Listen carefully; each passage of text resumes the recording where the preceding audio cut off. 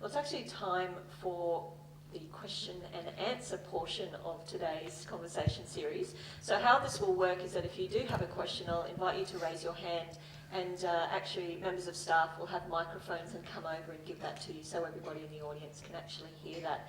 So over to you, audience. What are the questions that you've always wanted to ask such amazing artists?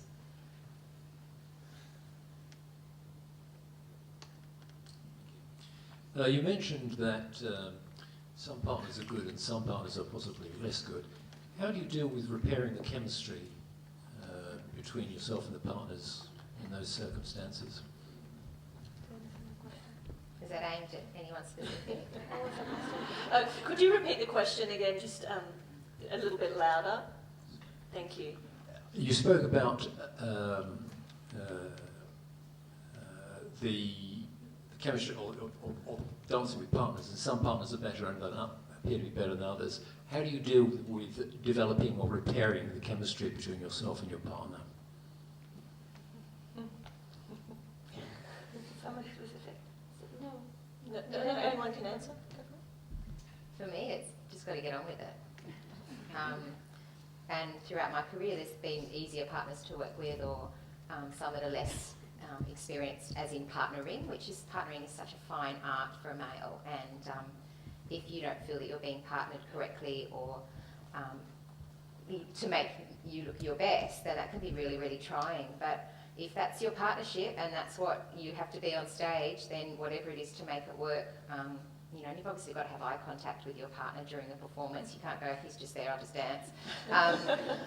I don't have any tactics that I use to make it work, but obviously through the process you come through it, and you grow as an artist of ways of dealing with human behaviour. Other comments or experiences? For me, I never really had difficulties. It was more just a shared experience. I think that one of the most loveliest things about being a ballet dancer is this incredible, you know, partnership between the female and male. It's you know, in a pas de deux, and it's really unique to any other thing. So, and it's you have an understanding, you know, that is so what's the word? It's, you know, it wouldn't be noticeable to anyone else. You almost, you know, start to understand the smallest of touches, or even a glance, you know, that, you know, you're speaking together through just a physical, you know, little signs. So, yeah, you need absolute trust, I think, to really enjoy. Yeah. Okay. Our next question.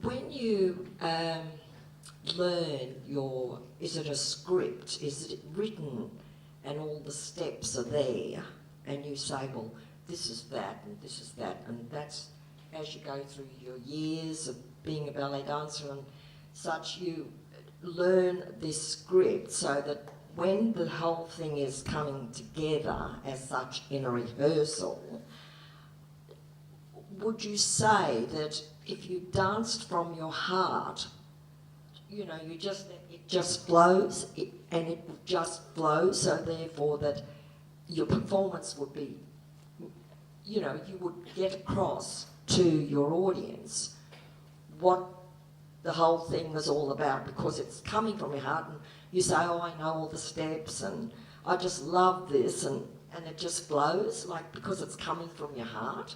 Is that like how you all feel when you, after you've learned all these things? Yes, ideally. Well, you do learn. You learn the steps. You learn what you want to know what the ballet's about. You want to know how you fit in. You have to. It's quite. It doesn't flow from your heart unless you have a. You know, I mean, you would like it, but it does. You're out there working it also as you're performing.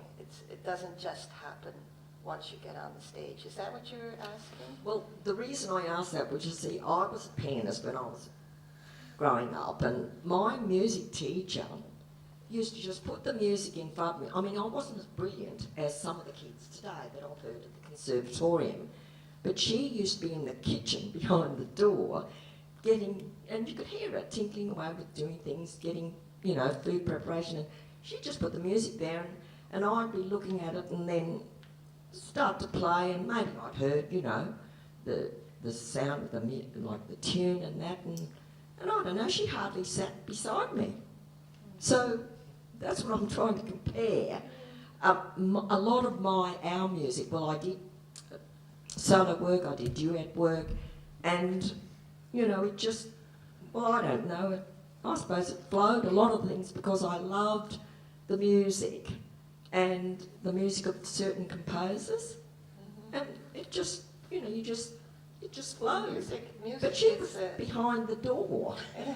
I mean, you know, so is that how, you know, your artistic director, I see him up the back, is David McAllister for the No, ABT? for one thing, we're not given scripts to learn our steps. You're not. Choreology is an art form in itself. It's written a bit like music. It's written on staves, and it has different parts of the body, and it's very, very specific down to where your head goes on what count and who's moving around the room at the same time. It's an art form that you learn, and you study it at school, but you have to go to university, I think, to perfect this. So we have choreologists at the front of the room with the ballet staff and ballet directors, and they give us the steps in certain ballets. Obviously, if it's been created in a creation, then the choreographer's there with you, or being recreated by someone physically showing you what to do. Then, of course, there's the videos and of course, today, YouTube. But not on very many occasions in my experience have I had to learn the ballet myself and then present it to anybody in such. So we've got specialists that teach us the steps, about the characterisation, and a little bit about the emotion of what you should be trying to draw out of yourself. And then on top of that comes your portrayal and your love once all that's come together. So when Oh, you... sorry, I might invite you to hold your question. We'll be outside soon, and you can keep asking lots more questions then. Who's got the next microphone? Oh, that's a question down here. Just pop your hand up. So, yeah.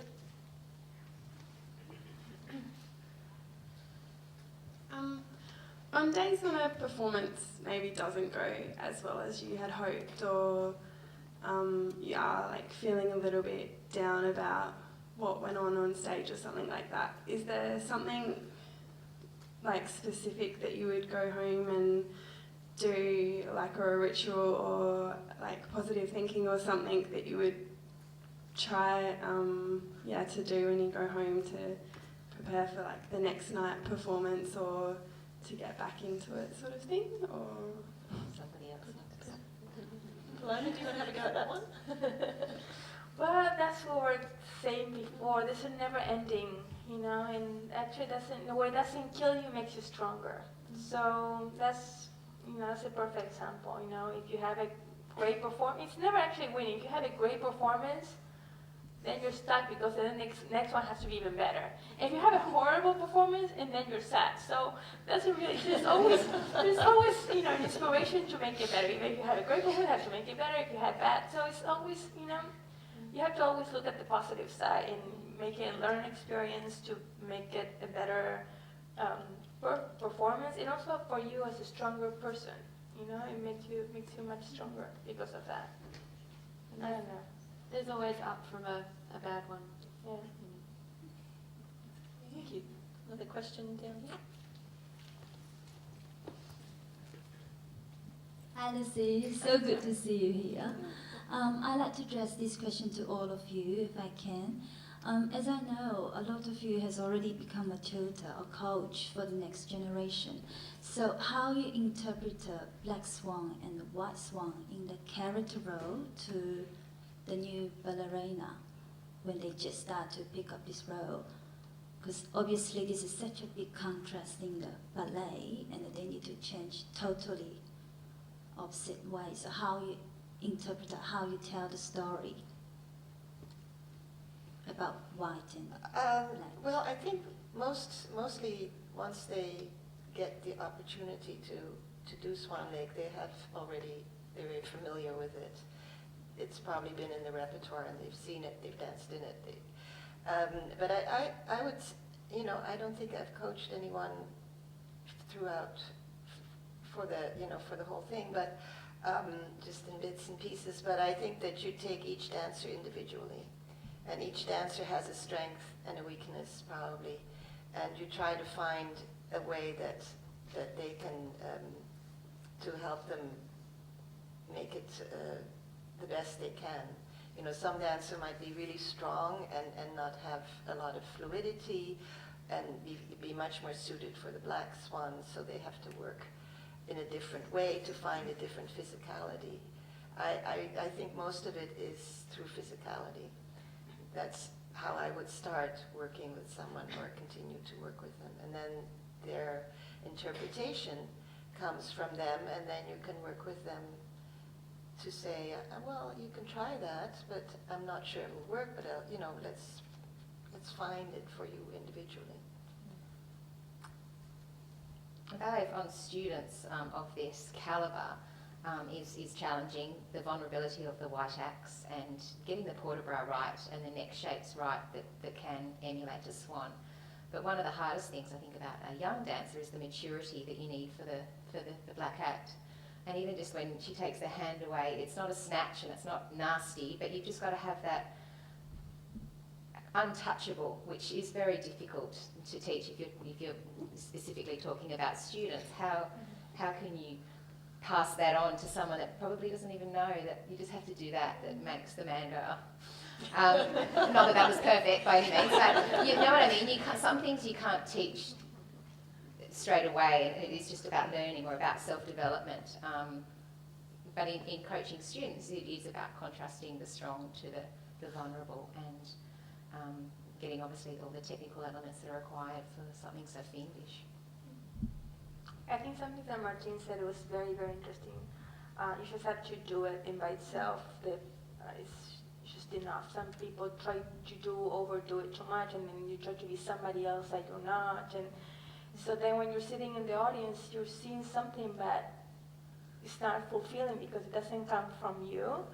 It's just something that told you to do that, but it doesn't fit because it's not what you do. Sometimes you just have to do and leave it there, and it's enough with the step and the physicality. If you do it full, that's what it is. Instead of trying to do something that it doesn't serve you. So I think the most important thing in coaches is to get out the best in the dancers, and everybody's different, and you have to make sure that you take out the best in dancers and not to try to be somebody else or try to do something that you thought it was right, because maybe for you work but not for the dancer. So you have to be very careful and try with the dancer on, and some things that you can't teach, some things you have to, and that's what's so difficult about ballet. I wish we girls had a recipe, if you do this, you'll be a great dancer, and it doesn't work like that. Some people have, incredible facility, but they don't work, so they'll never make it. Some people work, but they have no talent. It's very sad. I wish I could say, if you work hard, you make it, but if you don't have the talent, even if you work really hard, you're not going to make it. And some people have all that, but then they don't have something special, and you go on the stage and you see these beautiful lines and things, and there's nothing happening.